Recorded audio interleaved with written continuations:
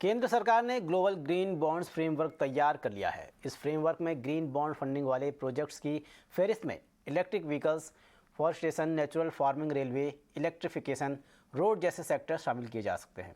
इटना स्वदेश को मिली एक्सक्लूसिव जानकारी के मुताबिक सरकार को उम्मीद है कि H2 ग्रीन बॉन्ड्स का कूपन रेट 10 ईयर बॉन्ड्स के मुकाबले 20-50 बेसिस पॉइंट कम रह सकता है। क्या है पूरी खबर, बता रहे हैं हमारे सहयोगी मेघना मित्तल।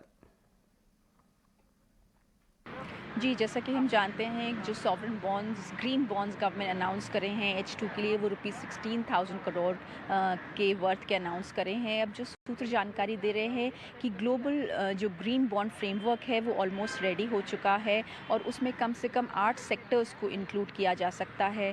जो प्रोजेक्ट्स केवल ग्रीन जो कार्बन एमिशन रिड्यूस करते हैं, क्लीनर एनर्जी की तरफ मूव करते हैं, उसके अलावा ऐसे भी प्रोजेक्ट्स जो हालांकि 100% ग्रीन ना हो लेकिन जैसे कंजेशन रिड्यूस करते हैं, जैसे कि वाइडनिंग ऑफ रोड्स के प्रोजेक्ट्स हो गए, पोर्ट्स के प्रोजेक्ट हो गए, नेचुरल फार्मिंग के हो गए जिससे केमिकल फर्टिलाइजर्स का यूसेज कम होता है, फॉरेस्टेशन के प्रोजेक्ट्स हो गए। ऐसे कई सारे जो प्रोजेक्ट्स हैं वो इस लिस्ट में गवर्नमेंट चूज़ कर सकती है। जैसे ही फ्रेमवर्क फाइनलाइज होता है उसके बाद गवर्नमेंट मिनिस्ट्री से अपनी लिस्ट मंगाएगी।